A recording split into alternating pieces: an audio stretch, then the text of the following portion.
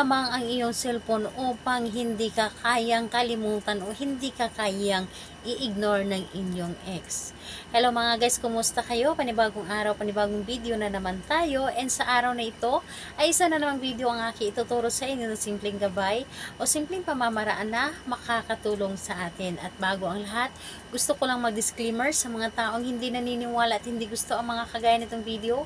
Please skip this video and maghanap kayo ng videos na gustong gusto nyo dahil ang video na ito ay para lamang ito sa mga taong naniniwala and gusto mag-try.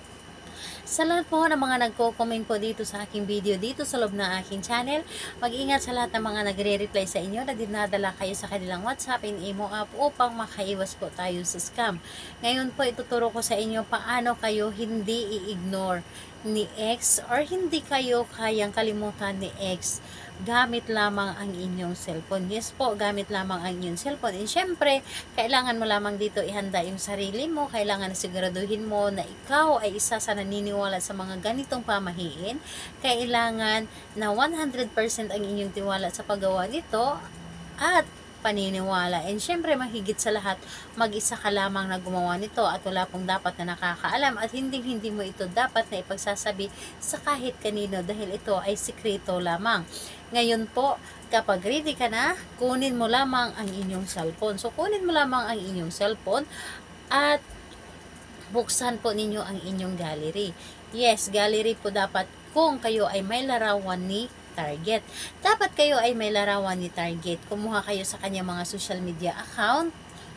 And ayun, mas maganda yung mga larawan niya na siya mismo ang nagbigay sa iyo na sinisend niya sa inyo dati sa inyong messenger or binibigay niya sa inyo yung mga photocopy.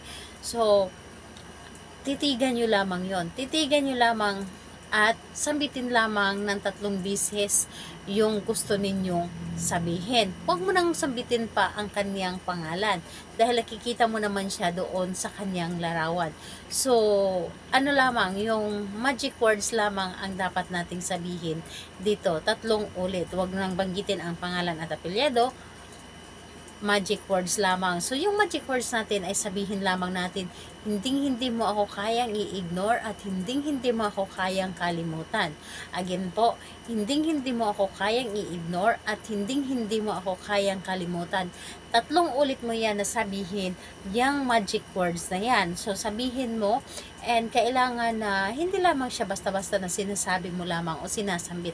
Dapat po ay nagagaling mismo sa iyong puso. Yung tipong pakiramdam ninyo, yung gustong-gusto ninyo na hindi kayo kaya niyang i-ignore, hindi niya kayang kalimutan. Yung tipong mga ganun na pakiramdam, yung gustong-gusto nyo pa rin na naaalala pa rin kayo palagi, yung kahit nawala na kayo ngunit hindi niya kayang i-ignore kayo, yung nagpaparamdam pa rin siya palagi. So yun po ang inyong dapat gawin. So gawin niyan sa kahit anong araw at oras, pero mas malakas na araw, Tuesday and Friday.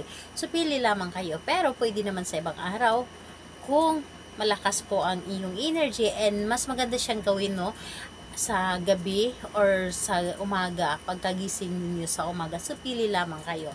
So, ayun po, sa lahat po ng mga gustong magpa-shoutout, mag-comment lamang sa baba para ma-shoutout ko kayo sa next video. And sa lahat po ng mga gustong magtanong, mag-comment lang din po sa baba para ma-replyan ko po kayo. Salamat po sa inyo. Bye-bye everyone. God bless us all.